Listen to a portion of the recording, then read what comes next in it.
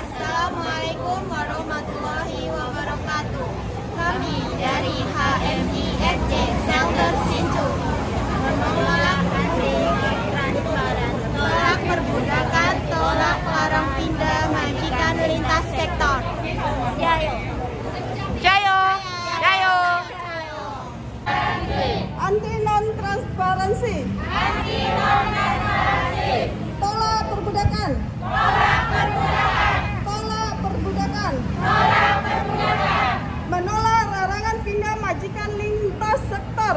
Menolak larangan pindah majikan lintas sektor. Menolak larangan pindah majikan lintas sektor.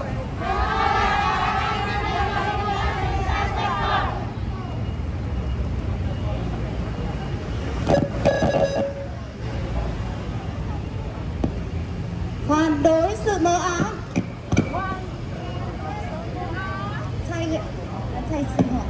Phản đối sự mờ ám. Phản đối sự mờ ám. Phản nuôi nô lệ. Phản nuôi nô lệ.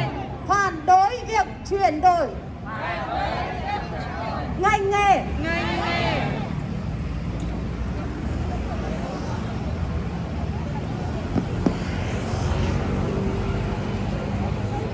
好，来，我们练习一下中文，一句一句慢慢念。来，把你的手举起来。 Angkat 反黑 tangannya. 箱， Angkat tangannya. 好，举起来了没？好，开始哦。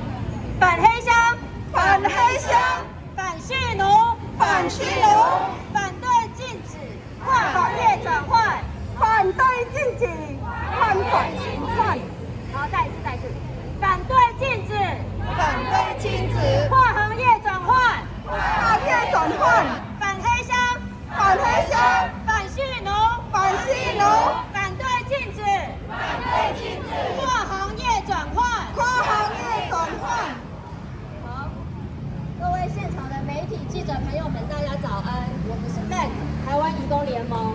那今天来到劳动部前面，在dan bersih-bersih sampai jam 8. Terkadang saya jam 9 malam baru bisa istirahat. 我开始工作后，我才知道，阿公每天都要我去田里翻土、种菜，做其他菜园的工作。我的工作每天工作，从早上8点到下午5点，晚上回到家还要煮饭、打扫，直到8点，有时候9点我才能休息。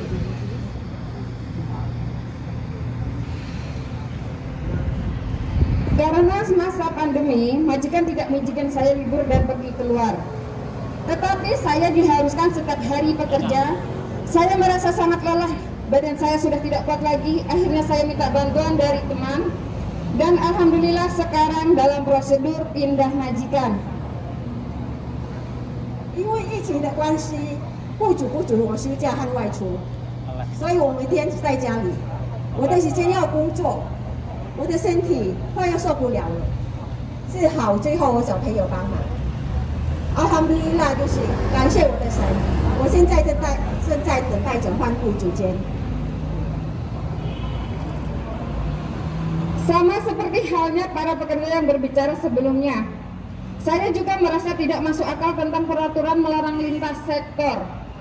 Saya benar-benar ingin bertanya, apakah kalau di Taiwan jurusan yang kita pilih adalah jurusan jurnalistik? Apakah kita hanya bisa pilih menjadi reporter? Atau pekerjaan pertama milih sebagai sopir karena profesi adalah pengemudi? Jadi selamanya hanya bisa sebagai sopir? Tidak boleh bekerja di bidang lain? Jika seorang kawan sendiri merasa peraturan ini tidak masuk akal, mengapa harus menetapkan peraturan ini terhadap para pekerja migran?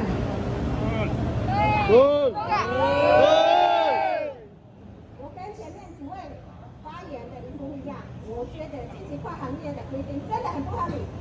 我真的很想问，在台湾，如果你读的是新闻系，难道你出了社会，你一定要当记者吗？或者是你的一份工作是当司机？因为开车是得产嘛，所以永远只能当司机吗？不能跨行业了吗？不能做别的行业了吗？如果台湾人是觉得这个规定很不合理，为什么要这样规定外籍移工呢？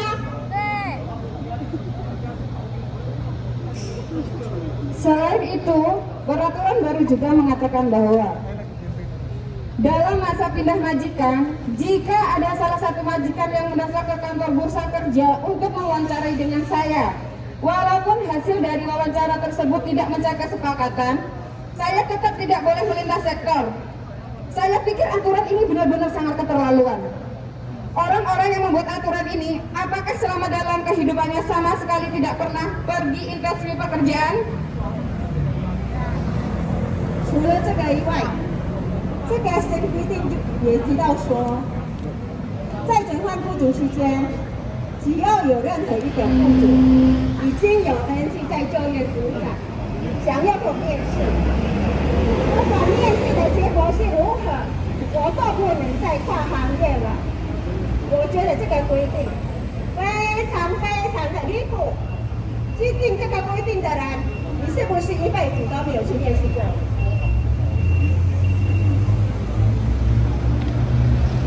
Jika ada majikan PRT mau mewawancarai saya, permintaan saya paling tidak sebulan libur sehari. Tetapi majikan tidak setuju, jadi tidak ingin mempekerjakan saya. Dan saya ingin bertanya, apakah ini kesalahan saya? Jika ada majikan PRT dalam mewawancara dengan saya mengatakan, selain merawat akong, harus juga mencuci pakaian sekeluarga dan harus juga pergi ke warung makan membantu cuci piring. Saya pikir jenis pekerjaan terlalu banyak yang ilegal. Saya menolak ambil job ini. Saya ingin bertanya, apakah ini juga kesalahan saya? Tidak.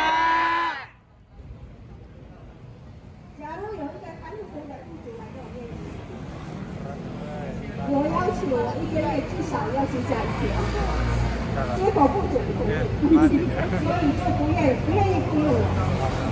请问这是我的错吗？跟大家说不是，不是你的错。另外，假如有一个开户雇主又来跟我面试，说我的工作是除了上花工，还要去小吃店帮忙洗碗、打扫，我就拒绝了这个工作。 我觉得这工作太多了，又违法，我拒绝了这个工作。难道这是我的错吗？大家说当然不是啊。Yang membuat saya sangat malu dan kesal adalah menurut pemerintah Taiwan bahwa kalau saya tidak berhasil pindah ke majikan PRT, ini adalah kesalahan saya. Pemerintah Taiwan sama sekali tidak peduli isi dan hasil dari wawancara tersebut, atau bahkan apakah majikan hadir atau tidak, sama sekali tidak peduli. Yang penting kalau ada majikan PRT yang daftar untuk wawancara, biarpun hasil wawancara tersebut tidak mencapai kesepakatan, tetapi saya akan dihukum karena selama dalam masa pindah majikan dilarang untuk lintas sektor. Bahkan jika ada pabrik yang memberi saya gaji 30.000 NT, seminggu ada 1 hari libur dan 1 hari istirahat, ada asuransi, saya tetap tidak boleh memilih pabrik. 非常令人生气的是，台湾政府居然认为，只要我无法录取看护工的工作，这就是我的错。台湾政府不管面试的内容如何。 结果，甚至不管雇主有没有出席，只要有任何一个看护工雇主有登记面试，然后结果是没有成功，我就会被惩罚。这个整个转换期间都不能跨行业了。就算有一个工厂愿意雇佣我，付我3万块的薪水，他有想说是2次想要见好。 我都不能选择这个工作，是这样吗？